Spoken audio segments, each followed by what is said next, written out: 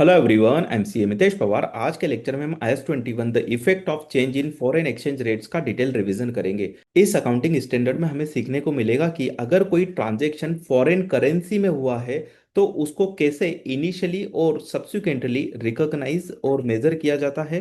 इसके अलावा अगर कोई फॉरेन एक्सचेंज डिफरेंस है तो उसको कैसे डील किया जाता है। चलिए, तो सबसे पहले हमें समझना होगा कुछ की डेफिनेशंस को। चलिए, तो सबसे पहले समझेंगे यहाँ पर फंक्शनल करेंसी क्या होती है।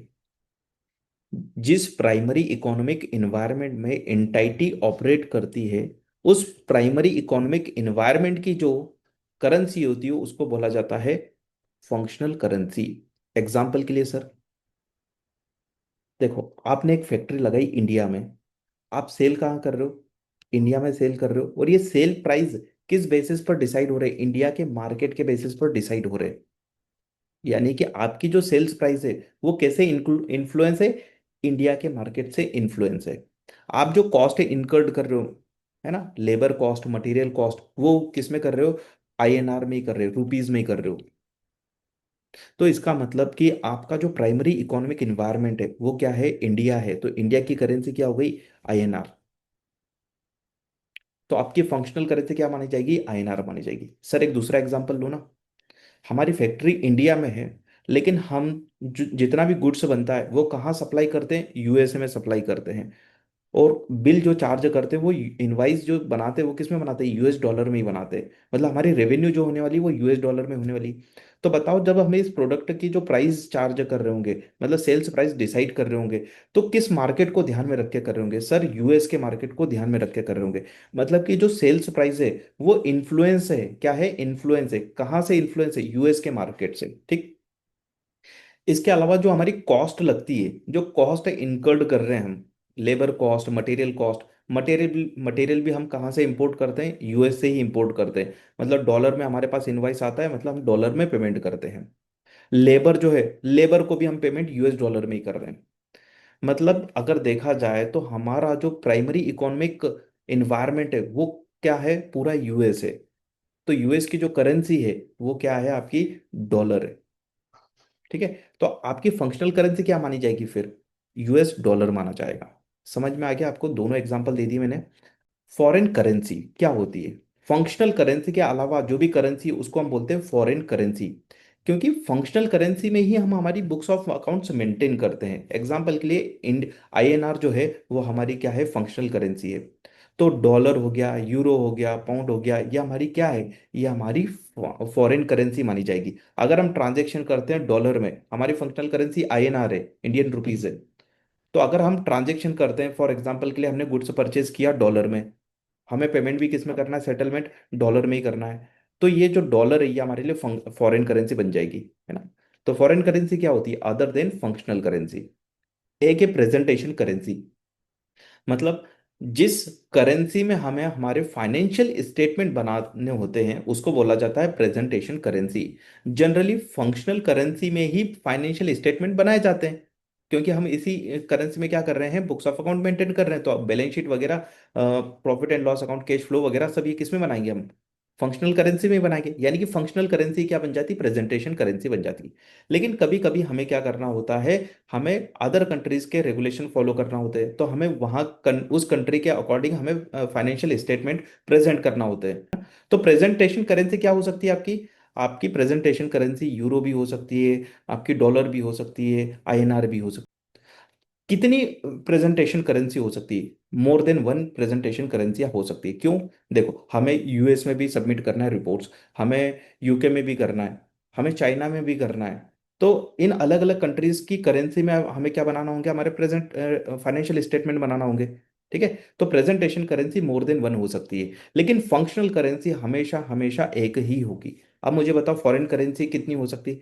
ये भी कितनी भी हो सकती है। हम USA से माल परचेस कर रहे हैं, डॉलर में परचेस कर रहे हैं, येन में परचेस कर रहे हैं, जापानीज येन में परचेस कर रहे हैं, ठीक है, हम दिनार में कर रहे हैं परचेस, इसके अलावा हम यूरो में कर रहे हैं, पाउंड में कर रहे हैं। तो आपकी फॉरेन करेंसी भी N नंबर हो सकती है, लेकिन फंक्शनल करेंसी एक ही होती है। एग्जाम में यह टेस्ट किया जाता है, इसलिए मैं थोड़ा फोकस करके बता रहा हूँ।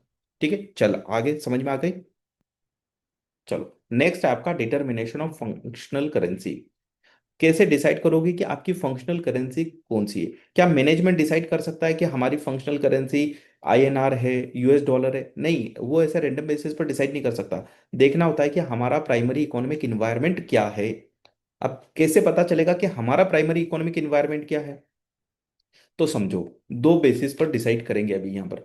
तो प्राइमरी इंडिकेटर्स होते हैं, कुछ सेकेंडरी इंडिकेटर्स होते हैं। सेकेंडरी इंडिकेटर्स पे हमें नहीं जाना। अगर प्राइमरी इंडिकेटर से हमें पता चल जाता है कि हमारा प्राइमरी इकोनॉमिक इन्वायरमेंट क्या है, तो हमें सेकेंडरी इंडिकेटर्स पर नहीं जाना होगा। लेकिन अगर प्राइमरी इंडिकेटर हमें कंफ्यूज कर रहे हैं, यानी कि दो बातें बोल रहे हैं, मिक्स यहाँ पर क्या दे रहे हैं, यहाँ पर बता रहे हैं कि आपका प्राइमरी इकोनॉमिक एनवायरनमेंट इंडिया भी हो सकता है, यूएसए भी हो सकता है, तो फिर हम सेकेंडरी इंडिकेटर्स पर जाते हैं। तो क्या है प्राइमरी इंडिकेटर्स? तो देखो, आपके सेल्स प्राइस और आपकी कॉस्ट को देखो। तो सेल्स प्राइस आप जब डिसाइड करते हो, तो वो डिसीजन किस बेसिस पर लेते हो? आपकी सेल्स प्राइस को कौन इन्फ्लुएंस कर रहा है? कौन सा मार्केट इन्फ्लुएंस कर रहा है? इंडिया का मार्केट इन्फ्लुएंस कर रहा है या फिर यूएस का मार्केट इन्फ्लुएंस कर रहा है? मतलब किस कॉम्पिटिटर को ध्यान में रख के आप सेल्स प्राइस डिसाइड कर रहे हो? इंडिया के मार्केट को या फिर यूएस के मार्केट को? सर, हम यूएस के मार्केट को ध्यान में रखते हुए अपनी सेल्स प्राइस डिसाइड करते हैं। तो यूएस का जो मार्केट है वो आपका प्राइमरी इकोनॉमिक इन्वायरमेंट है फिर, है ना? तो डॉलर इंडिकेशन मिल रहा है आपको सेल्स प्राइस के बेसिस पर। क्या इंडिकेशन मिल रहा है कि डॉलर आपका क्या है, फंक्शनल करेंसी है। लेकिन कॉस्ट के बेसिस पर भी देखो। अब कॉस्ट मेनली आप इनकर्ड करते हो तो किस करेंसी में इनकर्ड करते हो? जैसे लेबर का पेमेंट है, रॉ मटेरियल का पेमेंट कर रहे हो, तो किस करेंसी में पेमेंट करते हो? सर, ये भी हम यूएस डॉलर में पेमेंट करते हैं। अगर यूएस डॉलर में पेमेंट कर रहे हो तो फिर आपका प्राइमरी इकोनॉमिक इन्वायरमेंट क्या हुआ? यूएसए हुआ। तो वहां की करेंसी क्या है? US dollar. तो यूएस डॉलर आपका क्या बन जाएगा यहाँ पर? फंक्शनल करेंसी बन जाएगा।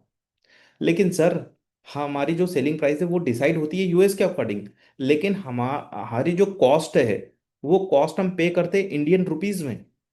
रॉ मटेरियल का पेमेंट, फैक्ट्री का पेमेंट, एटसेट्रा, ये किस में पेड करते हैं? हम आईएनआर में करते हैं, इंडियन रुपीज में करते हैं। तो फिर ये क्या इंडिकेशन दे रही है? प्राइमरी इकोनॉमिक इन्वायरमेंट आपका इंडिया है फिर। अब यहां पर हो गई दो चीजें, कॉन्ट्राडिक्शन हो रहा है। सेलिंग प्राइस बता रही, इकोनॉमिक एनवायरनमेंट कौन सा है आपका प्राइमरी इकोनॉमिक एनवायरनमेंट? यूएसए। और कॉस्ट बता रही है आपको इंडिया। तो फिर अब हम जंप करेंगे एनादर इंडिकेटर पर, उसको बोलते हैं सेकेंडरी इंडिकेटर्स। अब सेकेंडरी इंडिकेटर की जरूरत क्यों पड़ रही? क्योंकि प्राइमरी इंडिकेटर कंफ्यूज कर रहा है। सेलिंग प्राइस बता रहा है आपका यूएस डॉलर फंक्शनल करेंसी है, कॉस्ट बता रहा है आपका आईएनआर फंक्शनल करेंसी है। तो इसलिए अब सेकेंडरी इंडिकेटर से अब हमें पता चलेगा कि हमारी फंक्शनल करेंसी कौन सी है। तो जिस करेंसी में आप फंड रेज करते हो और जिस करेंसी में आप कैश को रिटेन रखते हो, वो करेंसी आपकी फंक्शनल करेंसी बन जाएगी। एग्जाम्पल के लिए, आप फंड रेज करते हो इंडियन रुपीज में, आप कैश को रिटेन रखते हो इंडियन रुपीज में, तो फिर आपकी फंक्शनल करेंसी क्या बन जाएगी? इंडियन रुपीज बन जाएगी। दूसरा एग्जांपल, आप फंड रेज करते हो यूएस डॉलर में और कैश भी रिटर्न रखते हो यूएस डॉलर में, तो फिर आपकी फंक्शनल करेंसी क्या बन जाएगी? यूएस डॉलर बन जाएगी। चलो, यहाँ पर एक एनालिसिस दे रखा है, उसके थ्रू भी समझ लेते हैं। मैंने समझा दिया ओरली तो आपको। देखो, प्राइमरी इंडिकेटर क्या रिजल्ट दे रहा था? सेल्स क्या बता रही थी? यूएस डॉलर बता रही थी। कॉस्ट क्या बता रही थी? आईएनआर बता रही थी। तो इसलिए अब हम मूव करेंगे किस पर? सेकेंडरी इंडिकेटर्स पर। तो फाइनेंसिंग करेंसी मतलब कि लोन हमने लिया, लोन किस करेंसी में लिया, यानी कि फंड रेज किया किस करेंसी में? आईएनआर में। और हम कैश किस करेंसी में मेंटेन करते हैं? देखो, हमें रेवेन्यू भले यूएस डॉलर में आ रही है, लेकिन हम उसको कन्वर्ट कर देंगे आईएनआर में, और हम रिजर्व कीप्ड इन आईएनआर, मतलब कैश कैसे रिटर्न कर रहे हैं? आईएनआर में रिटर्न कर रहे हैं। तो ये क्या इंडिकेशन कर रहे हैं? हमारी फंक्शनल करेंसी आईएनआर है। ठीक है। चलो, चलो, नेक्स्ट है आपका मॉनेटरी आइटम और नॉन मॉनेटरी आइटम का डेफिनेशन। अब ये क्यों पढ़ रहे हैं? जब हम सब्सिक्वेंट रिकॉग्निशन करते हैं, तब हमें असेट्स और लाइबिलिटी को क्लासिफाई करना होता है मॉनेटरी और नॉन मॉनेटरी में। ठीक है। तो मॉनेटरी आइटम क्या है?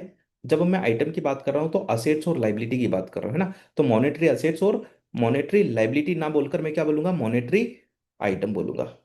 ठीक है। चलो, तो मॉनेटरी आइटम है क्या? कैश अपने आप में एक मॉनेटरी आइटम है। ठीक है। क्यों? क्योंकि उसका अमाउंट फिक्स्ड है ना। जैसे फॉर एग्जांपल मेरे पास कैश है $10,000, तो क्या इसकी वैल्यू चेंज होगी? नहीं, ये फिक्स्ड है, इतना मेरे पास है। अब बात करते हैं दूसरा, आपकी असेट्स। अगर आपके असेट्स का अमाउंट फिक्स्ड है कि आपको इतना मिलेगा, आपके असेट्स का अमाउंट फिक्स्ड है कि आपको इतना मिलेगा, तो वो आपका मॉनेटरी असेट्स है, यानी कि मॉनेटरी आइटम है। आपकी लाइबिलिटी फिक्स्ड है कि आपको इतना पेमेंट करना पड़ेगा, तो वो आपकी लाइबिलिटी जो है वो मॉनेटरी लाइबिलिटी है, यानी कि वो मॉनेटरी आइटम है। एग्जाम्पल के लिए, हमने गुड्स क्रेडिट पर सेल्स किया $10,000 में, तो बताओ ये $10,000 फिक्स्ड है ना, इतना ही मुझे लेना है अपने अकाउंट रिसीवेबल से, मतलब कि फिक्स्ड है। मैंने क्रेडिट पर गुड्स परचेज किया $50,000 का, तो ये $50,000 क्या है, फिक्स्ड है क्या, क्या ये चेंज हो गया क्या, नहीं ये चेंज नहीं होगा, मुझे तो $50,000 देना है। तो ये क्या हो गई, फिक्स्ड हो गई। मतलब एक तरीके से ना कॉन्ट्रैक्ट है यहाँ पर, कैसा है कॉन्ट्रैक्ट, चाहे वो रिटर्न हो या इम्प्लॉइड हो, है ना, ओरल हो सकता है, कुछ भी हो सकता है, मतलब कॉन्ट्रैक्ट तो है तभी तो फिक्स्ड हो रही है। मैंने जब क्रेडिट पर गुड्स परचेज किया तो हमारे बीच में कॉन्ट्रैक्ट हुआ, तो फिक्स्ड हो गई अमाउंट कि मुझे 50,000 चाहिए। और जब मैंने गुड्स सेल किया $10,000 का, तो फिक्स्ड हो गई अमाउंट हमारे बीच में कॉन्ट्रैक्ट के थ्रू।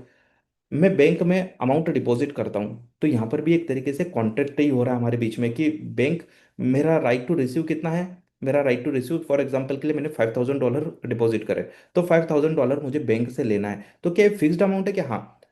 क्या इसकी वैल्यू में चेंजेस आएगा, क्या वेरिएशन होगा, क्या इसमें कोई वेरिएशन नहीं होगा, मतलब ये फिक्स्ड है। तो इस टाइप के आइटम्स को हम बोलते हैं मॉनेटरी आइटम जिसकी वैल्यू फिक्स्ड हो। तो अब डेफिनेशन क्या होती है वो समझ लो। Units of currency held, units of currency held मतलब कि हमारे पास कितना कैश है ना, cash. And assets and liability to be received, asset के केस में रिसीव्ड और लाइबिलिटी के केस में पेड। तो मैं एक असेट्स के केस में पढ़ता हूँ। Assets to be received in fixed are डिटर्नेबल number of the unit of currency. ठीक है, example include in cash, receivables, payables and loans. Loan में भी देखो, बॉन्ड आपने बॉन्ड्स इशू करे, तो बॉन्ड से इशू करे तो फिक्स्ड लाइबिलिटी है ना आपकी, इतने अमाउंट का बॉन्ड आपने इशू करा। तो जब भी आपके मॉनेटरी आइटम की वैल्यू फिक्स्ड हो, ध्यान रखना अमाउंट उसकी फिक्स्ड हो, तो वो आपका मॉनेटरी आइटम है। अगर वैल्यू में चेंजेस आ रहे हैं तो फिर वो नॉन मॉनेटरी। एग्जाम्पल के लिए, आपने इन्वेस्टमेंट किया इक्विटी शेयर्स में, इन्वेस्टमेंट किया इक्विटी शेयर्स में, क्या इक्विटी शेयर्स की वैल्यू फिक्स्ड है क्या, नहीं, वो तो चेंज हो रही है, फ्लक्चुएट हो रही है। आपके अगर बैलेंस शीट में दिखा रही 50,000, तो क्या 50,000 आपको मिलेगा, नहीं मिलेगा, कोई फिक्स्ड नहीं हुआ, कोई कॉन्ट्रैक्ट भी नहीं हुआ हमारे बीच में क्या आपको 50,000 मिल जाएगा। फिक्स्ड असेट्स आपकी मशीनरी है, उस मशीनरी की वैल्यू है बुक्स में $50,000, क्या ये फिक्स्ड अमाउंट है क्या, नहीं, ये फिक्स्ड अमाउंट नहीं है, और हमारा कॉन्ट्रैक्ट भी नहीं हुआ किसी से कि इतना ही अमाउंट हमें मिलेगा इस मशीन से। तो जब वैल्यू फिक्स ना हो, तो फिर वो क्या है, नॉन मॉनेटरी। ठीक है, तो चलो मैंने कुछ एग्जांपल लिए, उससे और आपको क्लियरिटी मिलेगी। कैश क्या मॉनेटरी आइटम है, यस ये इट सेल्फ मॉनेटरी आइटम है, ठीक है, ऑलरेडी ये करेंसी है। ट्रेड रिसीवेबल क्या मॉनेटरी आइटम है, यस इसकी वैल्यू फिक्स्ड है, कॉन्ट्रैक्ट के थ्रू फिक्स है ना, तो देखो fixed amount receivable. Loan payable monetary है, क्यों, क्योंकि इसका भी अमाउंट फिक्स्ड है। इन्वेंट्री नॉन मॉनेटरी, अभी तो सेल से ही नहीं हुआ, तो हम राइट टू रिसीव कहाँ से आ रहा है हमारे पास, है ना, राइट टू रिसीव केस तो है ही नहीं अभी। तो ये क्या है, फिक्स्ड है क्या अमाउंट, अभी नहीं फिक्स्ड नहीं है। तो आपकी इन्वेंट्री भले 10,000 की बुक्स में, वो 5,000 में भी सेल हो सकती है, 12,000 में भी सेल हो सकती है। पीपी नॉन मॉनेटरी आसे, पीपी क्या है, फिक्स्ड अमाउंट नॉट रिसीवेबल, क्या आपको इतना ही अमाउंट रिसीव्ड होगा, ये फिक्स्ड है क्या, नहीं। Equity shares always non monetary, मतलब जो इक्विटी शेयर होता है ना कंपनी ने इशू करे, वो नॉन मॉनेटरी। अगर हमने इक्विटी शेयर परचेस करें, इक्विटी शेयर परचेस करे, वो भी नॉन मॉनेटरी, क्यों, क्योंकि उसकी वैल्यू चेंज होती रहती है, कोई फिक्स्ड थोड़ी ना है। बॉन्ड्स इन्वेस्टमेंट मॉनेटरी आइटम है, क्या है, बॉन्ड में इन्वेस्टमेंट किया, वो तो फिक्स्ड है ना, इतने अमाउंट का हमें मिलेगा ही मिलेगा, उसमें वैल्यू थोड़ी चेंज होगी। ठीक है ना, बॉन्ड्स हो गए, आपके डिवेंचर्स हो गए, वो तो फिक्स्ड होती है उसकी वैल्यू। चलो, तो अगर मैं कॉन्सेप्ट समझाऊँ, कॉन्ट्रैक्ट हुआ है किसी न किसी तरीके से, कॉन्ट्रैक्ट हुआ है और उस कॉन्ट्रैक्ट की तरह वैल्यू फिक्स्ड हुई है, ध्यान रखना आप। हमने जब गुड्स परचेस किया तब कॉन्ट्रैक्ट हुआ, गुड्स सेल किया कॉन्ट्रैक्ट हुआ, हमने जब बॉन्ड परचेस किया या फिर हमने डिवेंचर से परचेस करे, तो हमारे बीच में कॉन्ट्रैक्ट हो रहा है, और फिक्स्ड अमाउंट हमें इतनी मिलेगी, तो फिक्स्ड हो जाता है कि आपको इतना अमाउंट मिलेगा। ठीक है, चलो नेक्स्ट आते हैं। फॉरेन करेंसी ट्रांजेक्शन क्या होता है, फॉरेन करेंसी, है ना, मतलब फॉरेन करेंसी में जो ट्रांजेक्शन हो रहा है उसको हम बोलते हैं foreign currency transaction. Spot exchange rate क्या होती है, जिस दिन हमारा ट्रांजेक्शन हुआ, ठीक है, जैसे फॉर एग्जांपल के लिए हमने लोन लिया, लोन जिस दिन हमारे पास आ गया, तो उस दिन क्या उसकी एक्सचेंज रेट चल रही थी, उस फॉरेन करेंसी की एक्सचेंज रेट क्या थी, उसको बोला जाता है स्पॉट एक्सचेंज रेट। मतलब जिस दिन ट्रांजेक्शन हुआ उस दिन क्या एक्सचेंज रेट चल रही थी, उसको बोला जाता है स्पॉट एक्सचेंज रेट। ठीक है, इनिशियली हम इसी एक्सचेंज रेट के बेसिस पर रिकॉर्ड करते हैं। चलो next, recognition of foreign currency transaction. अब फॉरेन करेंसी ट्रांजेक्शन को अपनी बुक्स में रिकॉर्ड करेंगे तो किस एक्सचेंज रेट के बेसिस पर रिकॉर्ड करें, तो स्पॉट एक्सचेंज रेट के बेसिस पर करोगे। इनिशियली हमें कोई क्लासिफिकेशन नहीं करना होता है मॉनेटरी नॉन मॉनेटरी में, ठीक है। तो इनिशियली देखो कैसे करेंगे, स्पॉट रेट के बेसिस पर करेंगे। अब ईयर एंड पर या सब्सिक्वेंटली जब भी हम रिकॉग्निशन करेंगे तब क्या करेंगे, तो देखो मॉनेटरी मॉनेटरी आइटम को किस पर रखेंगे, क्लोजिंग रेट पर। किस पर, क्लोजिंग रेट पर। अब हो सकता है यहाँ पर एक्सचेंज रेट डिफरेंट हो इनिशियली और यहाँ पर चेंज हो गई हो, फ्लक्चुएट होती रहती ना, तो चेंज हो गई हो। तो ये जो चेंजेस आएगा, जो डिफरेंस आएगा इन दोनों में, उसको क्या बोलते हैं, उसको बोला जाता है फॉरेन एक्सचेंज डिफरेंस बोलते हैं। और ये डिफरेंस की वजह से या तो लॉस आएगा या तो गेन आएगा, तो इसको क्या बोलेंगे, फॉरेन एक्सचेंज गेन या फॉरेन एक्सचेंज लॉस। ये कहाँ जाएगा, ये प्रॉफिट एंड लॉस अकाउंट में जाता है आपका। अब बात करते हैं नॉन मॉनेटरी आइटम को। तो नॉन मॉनेटरी आइटम को हम किस बेसिस पर रीमेजर कर रहे हैं, मतलब कि कॉस्ट मॉडल फॉलो करते हैं या फिर हम फेयर वैल्यू मॉडल फॉलो करते हैं, हमें ये देखना होगा। अगर हम कॉस्ट मॉडल फॉलो कर रहे हैं तो ऑब्वियसली बात है ना, हम कॉस्ट पर रखना चाहते हैं, तो बैलेंस शीट डेट पर भी, रिपोर्टिंग डेट पर भी वो आइटम कॉस्ट पे दिखना चाहिए। तो क्या रीट्रांसलेट करेंगे क्या ऑफिस से, कोई रीट्रांसलेट नहीं होगा। तो यहाँ पर एक्सचेंज रेट इरिलीवेंट हो जाती है, क्योंकि हम यहाँ पर रीट्रांसलेट नहीं करते। जो यहाँ पर अमाउंट रिकॉर्ड हो गई वही हमारी यहाँ पर चलती रहती है। ठीक है, तो कोई डिफरेंस आएगा क्या, कोई डिफरेंस नहीं आएगा, तो कहीं ले जाने की बात ही नहीं आएगी। ठीक है, चलो अब नॉन मॉनेटरी आइटम को अगर आपने फेयर वैल्यू पर रखा है, तो फेयर वैल्यू पर रखा है तो आप जिस दिन फेयर वैल्यू डिटरमाइन कर रहे हो, जिस दिन फेयर वैल्यू डिटरमाइन कर रहे हो उस दिन की आपको क्या लेना है, एक्सचेंज रेट। अगर फेयर वैल्यू डिटरमाइन कर रहे हो आप मिड ऑफ द ईयर की, तो उस दिन की ले लेना। मतलब जिस दिन आप फेयर वैल्यू डिटरमाइन कर रहे हो कि उस दिन की एक्सचेंज रेट लोगे, ध्यान रखना क्लोजिंग की मत ले लेना, है ना। क्लोजिंग की कहाँ लेते हैं, मॉनेटरी आइटम में। अगर आपने नॉन मॉनेटरी आइटम को फेयर वैल्यू मॉडल पर रखा है तो आप फेयर वैल्यू जिस दिन की ले रहे हो उसी दिन का एक्सचेंज रेट लोगे, दैट्स इट। ठीक है, अब जो भी डिफरेंस आएगा उसका ट्रीटमेंट कैसे करोगे, आप वैसे ही करना जो फेयर वैल्यू गेन या लॉस का करते हो, that's it. Fair value gain या लॉस कहाँ ले जाते हो, अगर पीएनएल में ले जाते हो तो ये भी पीएनएल में जाएगा, अगर वो ओसीआई में जाता है तो ये भी ओसीआई में जाएगा। चलिए, तो अभी तक हमने कॉन्सेप्चुअल अंडरस्टैंडिंग पूरी ले ली है, अब आते हैं प्रैक्टिकल क्वेश्चंस की ओर। अब सिर्फ हमारे प्रैक्टिकल क्वेश्चंस बचे हैं। चलो, तो question number 1, monetary item loan. Initial recognition पर क्या कोई फर्क पड़ता है क्या, मॉनेटरी आइटम है नॉन मॉनेटरी आइटम, नहीं, सबको हम स्पॉट रेट से क्या करते हैं, कन्वर्ट कर लेते हैं, यानी कि ट्रांसलेट करते हैं। सब्सिक्वेंटली हमें क्या जरूरत पड़ती है कि मॉनेटरी आइटम है या नॉन मॉनेटरी, क्यों, क्योंकि अगर मॉनेटरी होगा तो क्लोजिंग रेट से, नॉन मॉनेटरी होगा और फेयर वैल्यू पर रखा है तो जिस दिन फेयर वैल्यू डिटरमाइन कर रहे हैं उस दिन की एक्सचेंज रेट से हम रीट्रांसलेट करते हैं। अगर non monetary item cost model पर रखी है तो फिर रीट्रांसलेट होता ही नहीं है, तो एक्सचेंज रेट की जरूरत भी नहीं पड़ेगी और कोई गेन या लॉस होगा ही नहीं। ठीक है, चलो तो सिनेरियो देखो पहला। On 1 July 20x5 ABC in corporation borrowed 100,000 euros. तो हम लोन ले रहे हैं किसमें, यूरोज में लोन ले रहे हैं। एक्सचेंज रेट दे रखी है 1 जुलाई की, यानी कि स्पॉट एक्सचेंज रेट दे रखी है, $1 इक्वल्स टू 0.9 यूरोज। मतलब अगर $1 देंगे ना तो हमें कितना कितना अमाउंट मिलेगा, यूरो कितने यूरोज मिलेंगे, 0.9 यूरोज मिलेंगे। तो यूरोज को अभी चॉकलेट समझो, क्या समझो, चॉकलेट। अगर हम $1 देंगे ना तो हमें कितनी चॉकलेट मिलेगी, हमें पूरी एक चॉकलेट नहीं मिलेगी, हमें ओनली 90% चॉकलेट ही मिलेगी। मतलब यहां पर कौन स्ट्रांग है, यूरो स्ट्रांग है या फिर डॉलर स्ट्रांग है, डॉलर वीक है यहाँ पर और यूरो स्ट्रांग है, क्योंकि $1 देके क्या पूरा 1 यूरो भी नहीं आ रहा, 1 यूरो से कम ही आ रहा है, तो यूरो स्ट्रांग है और डॉलर यहाँ पर वीक है। 31 दिसंबर को एक्सचेंज रेट कितनी है, $1 इक्वल्स टू 0.8 यूरो। बताओ कौन स्ट्रांग है यहाँ पर, क्या यूरो स्ट्रांग है क्या यहाँ पर, हाँ यूरो और स्ट्रांग हो गया, पहले से और स्ट्रांग हो गया, डॉलर वीक हो गया। मतलब $1 देके अब कितनी चॉकलेट आ रही है, ओनली 80%। पहले कितनी आ रही थी, पहले ट्रांजेक्शन डेट पर 90% चॉकलेट मिल रही थी, अब तो 80% ही चॉकलेट मिलेगी $1 में, यानी कि डॉलर वीक हो गया। और तो इस केस में क्या आएगा, लॉस आएगा, आपको क्या आएगा, लॉस आएगा। ठीक है, चलो मैंने आपको बता दिया कॉन्सेप्चुअली। अब बात करते हैं यहाँ पर हम अपनी बुक्स किस में मेंटेन कर रहे हैं, तो मैं आपको बता देता हूँ, हम जितने भी अभी क्वेश्चन पढ़ेंगे उसमें हमारी फंक्शनल करेंसी यूएस डॉलर है, क्या है, यूएस डॉलर है। तो फॉरेन करेंसी क्या हो गई इस केस में, यूरो हमारी फॉरेन करेंसी हो गई। ठीक है, तो अब हमें क्या करना पड़ेगा, हमने लोन तो लिया फॉरेन करेंसी में, अब उसको हमें ट्रांसलेट करना होगा। क्या करना होगा, ट्रांसलेट करना होगा। ट्रांसलेट करने के लिए हम एक्सचेंज रेट का यूज करेंगे, क्योंकि हम अपनी बुक्स किस में मेंटेन कर रहे हैं, डॉलर्स में मेंटेन कर रहे हैं, तो यूरो में तो रिकॉर्ड नहीं कर सकते, तो हम ट्रांसलेट करेंगे इसको। चलो, तो किस रेट से, इस रेट से। तो अब क्या करें इसको, इसको हम कर देंगे इससे डिवाइड। सर ये कैसे डिसाइड कर रहे हो कि डिवाइड करना है मल्टीप्लाइड करना है? दो तरीके से समझाता हूं मैं आपको, है ना।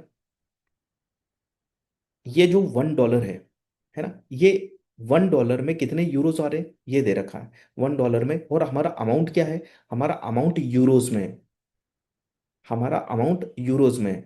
यहाँ वैल्यू किसकी दे रखी है, ध्यान रखना, $1, मतलब जिसके साथ में वन जुड़ा हुआ है, जिसके साथ में वन जुड़ा हुआ है ना, उसको कुछ मत करो आप।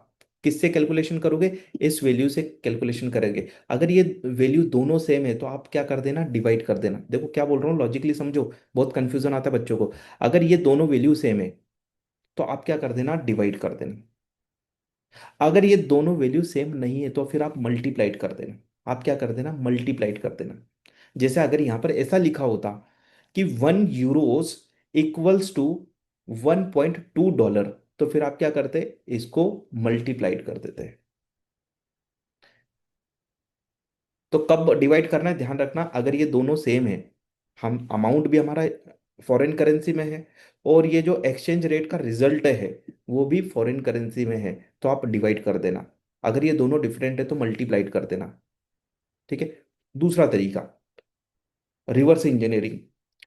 आपका कौन स्ट्रांग है यहाँ पर, डॉलर स्ट्रांग है, सॉरी, आपका यूरो स्ट्रांग है, वीक कौन है, डॉलर। तो बताओ मुझे कि अगर आपको आज रीपेमेंट करना हो, इस लोन का रीपेमेंट करना हो, तो कितने डॉलर देना पड़ेंगे आपको? क्या 100,000 डॉलर में काम होगा क्या, नहीं, ज्यादा देना पड़ेंगे। क्योंकि आप बैंक के पास जाओगे, बैंक को बोलोगे मुझे क्या चाहिए, 100,000 यूरोस चाहिए, तो बैंक आपसे 100,000 यूरोस डॉलर लेगी क्या, नहीं। क्योंकि आपके डॉलर की वैल्यू कम है, आपको ज्यादा डॉलर पे करना पड़ेंगे, तब जाके आपको 100,000 डॉलर, 100,000 यूरोज मिलेंगे। ठीक है, तो आपका रिजल्ट क्या आएगा, मोर देन, मोर देन इस amount, more than this amount. ठीक है। तो देखो यहां पर इनिशियल रिकॉग्निशन कैसे करोगे, तो डिवाइड करा मैंने आपको लॉजिक बता दिया। और देखो आपको कितने डॉलर की जरूरत पड़ेगी, इतने सारे डॉलर चाहिए आपको, 100,000 यूरोज को पे करने के लिए आपको इतने डॉलर की जरूरत होगी। ठीक है, तो हम क्या करेंगे यहाँ पर, अब एंट्री क्या करेंगे वो समझो। बैंक अकाउंट डेबिट और क्रेडिट कर देंगे लोन, क्योंकि लोन है, हम लोन ले रहे, लाइबिलिटी क्रिएट कर दी, और बैंक में अकाउंट अमाउंट आ गया हमारा।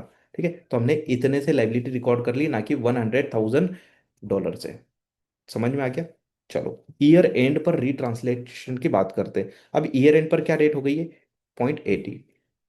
ठीक है, तो हमें कितना अमाउंट पे करना है, हमें 100,000 यूरोस पे करना है। ध्यान रखना, क्या पे करना है, यूरोस में पेमेंट करना है। तो अगर ईयर एंड पर अगर हम पेमेंट करने जाएंगे तो हमें कितने डॉलर देना पड़ेंगे, तो कर लो डिवाइड, है ना। तो 100,000 Euros divided by exchange rate. ठीक है, तो आपका रिजल्ट आया $125,000। तो यहाँ पर क्या हो गई, आपकी लाइबिलिटी बढ़ गई। इनिशियल डेट पर आपको इतने डॉलर देना थे, अब क्या हो गए, आपको इतने डॉलर देना पड़ रहे हैं।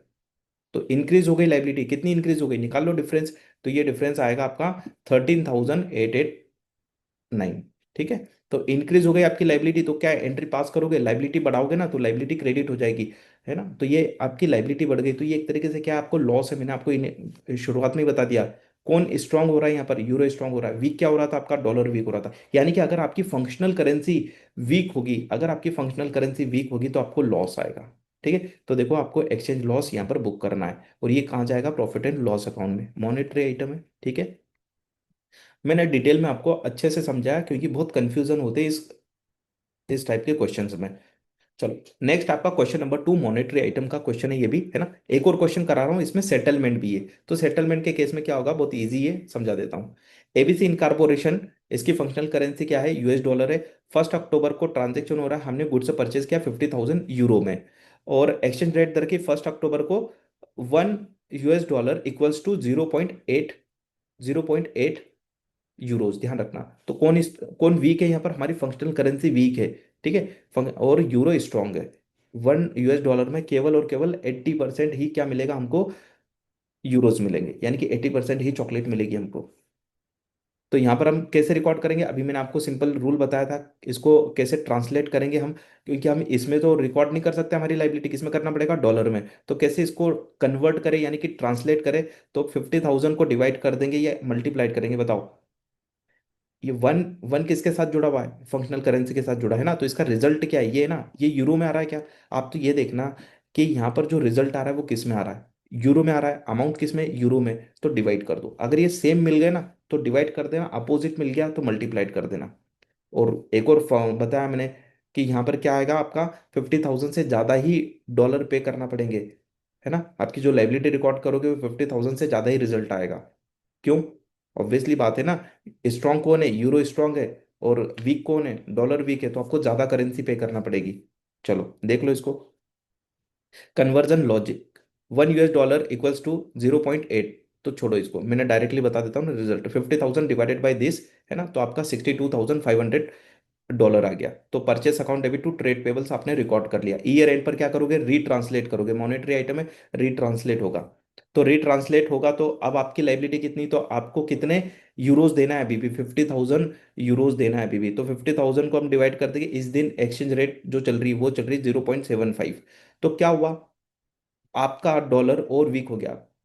अब आपको चॉकलेट कितनी मिल रही, पहले 80% मिल रही थी, अब 75% ही मिल रही, तो आपकी लाइबिलिटी और इंक्रीज होगी, तो क्या आएगा, एक्सचेंज लॉस आएगा यहाँ पर। तो 66,667, ठीक है। तो यहाँ पर कितनी थी लाइबिलिटी, ये तो लाइबिलिटी इंक्रीज कितने से हो गई, 4,167 से। तो exchange loss account debit to trade payable. चलो ठीक है, तो इस दिन आपकी लाइबिलिटी अगर कैरिंग अमाउंट कोई पूछे तो कितनी बताओगे, ये आपकी कैरिंग अमाउंट है ना। तो ये देखो लिखा भी है, नेट पेबल कितना हो गया, इतना हो गया। नेक्स्ट, सेटलमेंट, सेटलमेंट करोगे तो उस दिन आपको देखना पड़ेगी आपकी लाइबिलिटी कितनी है। अभी भी आपको 50,000 यूरो पेमेंट करना है, तो 50,000 को डिवाइड कर दो इस दिन के एक्सचेंज रेट से। तो इस दिन एक्सचेंज रेट चल रही 0.7, और वीक हो गया आपका डॉलर, और वीक हो गया, ठीक है। अब आपकी लाइबिलिटी इंक्रीज हो जाएगी ना, कितनी हो गई, 71,429। अभी रिपोर्टिंग डेट पर कितनी थी, इतनी थी। तो अप्रोक्सीमेटली 4,000 के आसपास आपकी लाइबिलिटी और बढ़ गई। तो एग्जैक्ट अमाउंट कितना है, 4,776 से आपकी लाइबिलिटी और बढ़ गई। क्या अकाउंटिंग एंट्री करोगे, पहले लाइबिलिटी बढ़ाने की एंट्री करोगे ना, एक्सचेंज लॉस अकाउंट डेबिट और क्रेडिट कर दोगे आपकी लाइबिलिटी को। तो आपने ये कर दिया होगा। अब पेमेंट करोगे, पेमेंट के टाइम पर क्या करोगे, liability account debit, cash account debit, है ना। तो ऐसा कर लो, या फिर एक सिंगल एंट्री करना है तो ऐसा कर लो कि ट्रेड पेबल, कितना ट्रेड पेबल, जो इतना था यहाँ पर, इतना दिखा दो ट्रेड पेबल, है ना। और कैश कितना जाएगा आपके पास से, कैश इतना जाएगा, तो इसको क्रेडिट कर दो, जो डिफरेंस आएगा वो आपका एक्सचेंज लॉस। अगर अलग अलग सेपरेट एंट्री करोगे तो ज्यादा अच्छे से समझ पाओगे। वही बता रहा हूं मैं आपको, क्या करना, पहले तो एक्सचेंज लॉस की एंट्री पास कर लेना, एक्सचेंज लॉस अकाउंट डेबिट और क्रेडिट कर देना लाइबिलिटी। तो आपकी लाइबिलिटी कितने पर आ जाएगी, इस अमाउंट से कहां पर आ जाएगी, 71,429 पर आ जाएगी, है ना। यहाँ कंबाइन एंट्री इसलिए कंफ्यूजन आएगा कि ये कैसे हो रही है, इसलिए मैंने आपको पहले बताया कि एक्सचेंज लॉस पहले रिकॉर्ड कर लो और फिर पेमेंट करना। चलो नेक्स्ट अब आते हैं हम question number 3, monetary item, most important question है ये। Part settlement before the year and, part settlement हो रहा है, क्या नया कॉन्सेप्ट है, क्या कुछ कॉन्सेप्ट नया नहीं है, बस कैलकुलेशन थोड़ा डिफरेंट वे में करेंगे हम, ठीक है। Scenario, on 1 January 20x5 ABC purchased goods for 100,000 euro. Exchange rate दे रखा है 1 अक्टूबर का, 30 नवंबर का एक दे रखा है रेट, और 31 दिसंबर का एक रेट दे रखा है। हमारा ईयर एंड हम एज्यूम कर रहे हैं इस क्वेश्चन के लिए, हाँ है ना, 31 दिसंबर, ठीक है। फंक्शनल करेंसी क्या है हमारी, यूएस डॉलर। तो ये दो अजम्पशन लिए हमने, 31 दिसंबर हमारा ईयर एंड है, और फंक्शनल करेंसी क्या है, यूएस डॉलर है। $40,000 हम, 40,000 यूरो हम पेड कर रहे हैं 30 नवंबर को, इसलिए ये रेट दे रखी थी देखो 30 नवंबर की, ठीक है। रिमेनिंग बैलेंस कितना है आउटस्टैंडिंग ईयर एंड पर, मतलब जब हम ये पेमेंट करेंगे तब उस दिन देखेंगे ना, हमें इस 40,000 यूरो के लिए कितना पेमेंट करना पड़ेगा सेटलमेंट, तो हमें एक्सचेंज रेट की जरूरत पड़ेगी। तो समझो अब यहाँ पर क्या हो रहा है, नॉर्मली तो हम इनिशियली रिकॉग्नाइज करेंगे, तो कैसे करेंगे बताओ जरा। अभी मैंने बताया इसको ट्रांसलेट करना है, यानी कि कन्वर्ट करना है, ये किस में, यूरो में। हम अपनी बुक्स किस में बना रहे, हमारी फंक्शनल करेंसी में, फंक्शनल करेंसी डॉलर में। तो हम अकाउंटिंग एंट्री तो डॉलर में पास करेंगे ना, तो इसको कन्वर्ट करना पड़ेगा, ट्रांसलेट करना पड़ेगा। तो कैसे ट्रांसलेट करें, तो ये देखो एक्सचेंज रेट का रिजल्ट दे रखा है, यूरो में ये आ रहा है, और ये भी क्या है, यूरो में ये, तो क्या करेंगे, डिवाइड करेंगे, है ना, इस अमाउंट को डिवाइड कर देंगे इससे।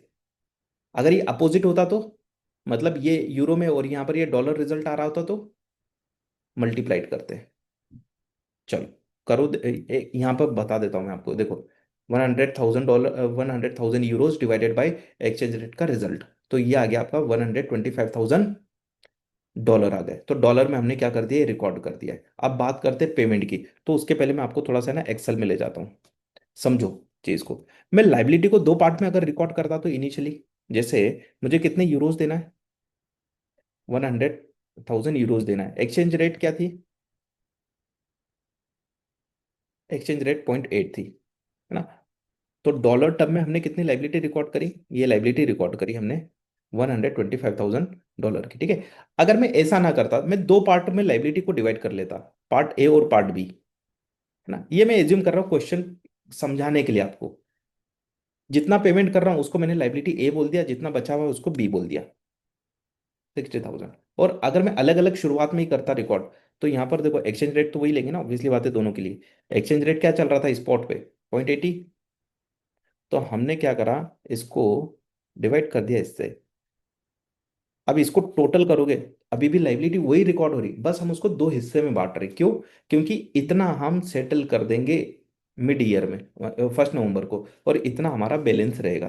तो सर क्यों कर रहे हैं ऐसा, समझो। हम पेमेंट करेंगे तो पेमेंट पेमेंट के टाइम पर हमारा यही अमाउंट जाएगा क्या, नहीं, डिफरेंट अमाउंट जाएगा। तो चलो देखते हैं, पेमेंट कर रहे हैं। पेमेंट कितना कर रहे हैं, 40,000 यूरोज का पेमेंट कर रहे हैं। एक्सचेंज रेट क्या चल रही है इस दिन, क्वेश्चन में देख लेते हैं, 0.75। तो 0.75 मेरी क्या है एक्सचेंज रेट, बताओ क्या हुआ। एक्सचेंज रेट जब हमने लाइबिलिटी इनिशियली रिकॉर्ड करी थी तब तो 0.80 थी, अब कितनी हो गई, 0.75। यानी कि डॉलर वीक हो गया, और वीक हो गया तो हमारा लॉस आएगा। ठीक है, चलो देखते हैं यहाँ पर हमें कितना पे करना है। हमें इतना पे करना है, 53,333 पे करना है। इनिशियली रिकॉर्ड कितने पे हुआ था ये लाइबिलिटी, 50,000 पर, बढ़ गई ना 3,333 से। तो ये क्या एक्सचेंज लॉस है, डिफरेंस देखो, this minus this, sorry, this minus this. तो 3,333 का ये क्या है, लॉस है आपको, ये P&L में जाएगा। ठीक है, समझ में आ गया। इस कैलकुलेशन को आसानी से समझने के लिए मैंने पार्ट में डिवाइड कर दिया। आप क्या करोगे, अगर ये कैलकुलेशन नहीं करना तो डायरेक्ट कैसे करोगे, 40,000 डिवाइडेड बाय स्पॉट रेट क्या है 80, दिस डिवाइडेड बाय 80। मतलब इनिशियली इतनी हमने लाइबिलिटी रिकॉर्ड करी होगी, अब पेमेंट कितना करना है, तो अब पेमेंट ये निकाल लो ऐसे, पेमेंट ये करना है, तो दिस माइनस दिस। तो ये आपका 3,333 का लॉस आ रहा है। ठीक है, आप ऐसा कर लो, अगर आपको ये लॉजिकली मैंने आपको समझा दिया कि हम क्या कर रहे हैं, दैट्स इट। अब देखो यहाँ पर, है ना, तो ये प्रोसेस मैंने ऑलरेडी बता दिया आपको। तो लॉस कितना बुक हो रहा है, 3,333। अब क्लोजिंग लाइबिलिटी कितनी बची, 60,000 बची, कितनी बची, 60,000 यूरोज। अब यूरोज बची तो उसको रिट्रांसलेट कर लो। रेट क्या चल रहा है लास्ट में, 0.70, है ना। तो देखो ये लाइबिलिटी हमारी बची है अभी भी, इसको रिट्रांसलेट कर लेते हैं। तो अभी बैलेंस बचा है ना, बैलेंस कितना बचा है लास्ट में, इतना ही बचा है। लेकिन रेट चेंज हो गया, कितना हो गया, 0.7 हो गया, डॉलर और वीक हो गया, तो लॉस आएगा। तो देखो अब लाइबिलिटी कितनी हो गई हमारी, ओपनिंग में इतनी थी, अब क्लोजिंग पर इतनी हो गई, तो 10,714 का हमें क्या आएगा, लॉस। इतनी लाइबिलिटी और बढ़ जाएगी हमारी। एंट्री क्या करेंगे, एक्सचेंज लॉस अकाउंट डेबिट, और क्रेडिट कर देंगे हमारी लाइबिलिटी को। चलो देख लो यहाँ पर वो भी, ईयर एंड पे। तो कितना हो रहा है, 10,714 से ये हमने लॉस बुक कर लिया। तो हमारी क्लोजिंग लाइबिलिटी कितनी है, डॉलर टर्म में कोई पूछेगा तो 85,714। ठीक है, क्लियर है। तो ये इंपॉर्टेंट था क्वेश्चन। अब आते हैं हम नॉन मॉनेटरी आइटम की ओर, बहुत इजी है। चलो नेक्स्ट है आपका question number 4, non monetary item cost model पर है। ठीक है, तो क्या सिनेरियो, अच्छा एक चीज बताओ, क्या इसको ट्रांसलेट करेंगे, हाँ इसको ट्रांसलेट करेंगे, किस रेट से, स्पॉट रेट से। क्या इसको रीट्रांसलेट करेंगे क्या, नहीं, ये सब्सिक्वेंटली रीट्रांसलेट नहीं होगा, क्योंकि कॉस्ट मॉडल है ना, तो कोई गेन या लॉस नहीं आएगा सब्सिक्वेंटली। ठीक है, on 1 April 20X5 ABC purchased machinery for 80,000 euro. तो यहाँ पर ये कैश में परचेस करे, कोई इंफॉर्मेशन नहीं, तो हम क्या मान लेंगे, कैश में परचेस है ये, ठीक। 80,000 यूरो में हमने परचेस किया मशीन को। तो machinery account debit to bank, amount कितनी लिखे, 80,000 यूरो लिखेंगे क्या, नहीं, हम तो डॉलर में अपनी बुक्स मेंटेन करते हैं, हमारी फंक्शनल करेंसी डॉलर में। तो हमें क्या करना पड़ेगा, इसको ट्रांसलेट करना पड़ेगा, कन्वर्ट करना पड़ेगा यूरो को डॉलर में। कैसे करेंगे, तो रेट देखो, स्पॉट रेट क्या दे रखी 1 अप्रैल की, 1 US dollar equals to 0.5 euros. तो रिजल्ट किस में आया, ये यूरोज में, और ये भी क्या है, यूरोज। तो क्या करेंगे, डिवाइड करेंगे। ठीक है, तो डिवाइड कर दो, निकाल लो। यहाँ पर 31 दिसंबर की भी क्या दे रखी है, एक्सचेंज रेट दे रखी है। बताओ ये काम की है क्या, इररिलीवेंट, क्योंकि हम री ट्रांसलेट करते ही नहीं है। तो चलो लाइबिलिटी यहाँ पर कितने पर रिकॉर्ड हो जाएगी हमारी मशीन, और कितना बैंक से जाएगा, 80,000 डिवाइडेड बाई 0.5, तो ये आएगा $160,000। तो $160,000 से हमने क्या कर दिया, ये रिकॉर्ड कर दिया। ठीक है, तो पीपी आ गई हमारी यहाँ पर $160,000, और बैंक यहाँ से हो गया। अब क्या हम पीपी को वापस से रीट्रांसलेट करेंगे क्या, नहीं। ठीक है, तो कैरिंग अमाउंट रिमेन द 160,000, क्योंकि हम क्या मेंटेन कर रहे हैं यहाँ पर, कॉस्ट मॉडल फॉलो कर रहे हैं। चलो आते हैं question number 5। Non monetary item fair value model, है ना। अगर आपका non monetary item fair value model पर रखा है तो रीट्रांसलेट होगा ये। ठीक है, सब्सिक्वेंटली रीट्रांसलेट होगा। तो देखते हैं क्या question. On 1 January 20x5 ABC in corporation purchase an investment property for 200,000 euros. तो यूरो में हम क्या कर रहे हैं, इन्वेस्टमेंट प्रॉपर्टी परचेस कर रहे हैं। तो इस दिन का रेट क्या है, एक्सचेंज रेट। एक्सचेंज रेट दे रखा है यहाँ पर 1 यूरो इक्वल्स टू $1.1। अब देखो ध्यान से देखना, ये किसका रेट दे रखा है, 1 यूरो का रेट दे रखा है। एक्सचेंज रेट किसका दे रखा है, यूरो का दे रखा है, डॉलर का नहीं दिया है ना। हमारी फंक्शनल करेंसी तो डॉलर है। तो अब यहाँ पर हमें ट्रांसलेट करना होगा, कन्वर्ट करना होगा। कैसे करेंगे, मैंने आपको लॉजिक बता दिया था। इसको हम क्या करेंगे, मल्टीप्लाइड करेंगे। क्यों, क्योंकि ये यूरो में और ये डॉलर में, तो अपोजिट साइन। ठीक है, कौन स्ट्रांग है इसमें, यूरो स्ट्रांग है। 1 यूरो में $1.1 आता है। तो यूरो स्ट्रांग है ना यहाँ पर। तो अब यहाँ पर ये परचेस करने के लिए बताओ मुझे कितने डॉलर देना पड़ेगा। ऑब्वियसली बात है, $200,000 से ज्यादा ही देना पड़ेगा, है ना। सेंस यही बोलता है ना लॉजिकली, अगर सोचोगे कितने डॉलर, ज्यादा ही डॉलर देना पड़ेंगे मुझे। तो कितने डॉलर देना पड़ेंगे, तो 200,000 को मल्टीप्लाइड करोगे तो इससे, तो ये आएगा $220,000। कितना, $220,000। ठीक, समझ में आ गया। इनिशियली मैंने आपको बता दिया कि कैसे ट्रांसलेट करोगे। तो आंसर देख लो पहले एक बार, ये वाला इतना पार्ट। ठीक है, तो हम इन्वेस्टमेंट प्रॉपर्टी को रिकॉर्ड कर देंगे $220,000 पर। अब क्या हो रहा है वो देखो। सब्सिक्वेंटली ना फेयर वैल्यू इंक्रीज हो रही है। क्या हो रही है, फेयर वैल्यू इंक्रीज हो रही है। पहले कितनी थी, ये थी, अब कितनी हो गई ये। तो हम क्या करेंगे, एक्सचेंज रेट से, अब क्या करेंगे यहाँ पर, इसको कन्वर्ट करेंगे ना एक्सचेंज रेट से, क्योंकि ये तो यूरोज में चेंज हो रही है। तो फेयर वैल्यू जिस दिन चेंज होती है उस दिन का हम क्या लेते हैं, एक्सचेंज रेट लेते हैं, ये ध्यान रखना। अभी इस केस में तो 31 दिसंबर को हो रहा है। अगर वैल्यूएशन बीच में कहीं होता तो उस दिन की रेट लेते जिस दिन। तो क्रक्स क्या है, जिस दिन आप फेयर वैल्यू डिटरमाइन करोगे उस दिन का ही एक्सचेंज रेट लेना है। तो क्या करोगे, 240,000 यूरोज मल्टीप्लाइड बाई 1.25। तो ये निकल के आएगा आपका, इसका 50, ये 3 लाख निकल के आएगा, मतलब $300,000 निकल के आएगा। तो कितना डिफरेंस आ जाएगा, 80,000 का डिफरेंस आ जाएगा ना। 220 पर रिकॉर्ड करी, और कितनी वैल्यू हो गई 300, तो 80 का डिफरेंस आ रहा है ना। ठीक है, तो देखना यहाँ पर 80,000 का ये आपने गेन रिकॉर्ड कर लिया। यहाँ पे बता भी देता हूँ, देखो ये 240,000 यूरोस मल्टीप्लाइड बाई $1.25। तो ये निकल के आ गया आपका डॉलर टर्म में $300,000। इनिशियली आपने इन्वेस्टमेंट रिकॉर्ड किया था इस पर, अब आपके इन्वेस्टमेंट की वैल्यू हो गई ये वाली, है ना। न्यू कैरिंग अमाउंट कितनी हो गई, $300,000। तो कितना चेंजेस आया, 80,000 का चेंजेस आया। तो 80,000 आपका रिकॉर्ड कर लो आप। ये लो, ये ला। इन्वेस्टमेंट प्रॉपर्टी की वैल्यू बढ़ गई 80,000 से। इसको कहाँ ले जाओगे आप, पीएनएल में ले जाओगे। क्यों पीएनएल में ले जाओगे, क्योंकि sir fair value gain, sorry, अगर investment property fair value model पर रखी जाती है तो फेयर वैल्यू गेन कहाँ जाता है, फेयर वैल्यू गेन जाता है प्रॉफिट एंड लॉस अकाउंट में। ठीक है, चलो आई होप आपको ये समझ में आ गया होगा। तो चलिए इसी के साथ IS-21 का डिटेल रिवीजन यहाँ पर कंप्लीट होता है। अगर वीडियो आपको अच्छा लगा तो प्लीज़ लाइक कर देना, कमेंट कर देना, हमारे चैनल को सब्सक्राइब कर देना। ओके बाय एवरीवन, मिलते हैं नेक्स्ट रिवीजन वीडियो में।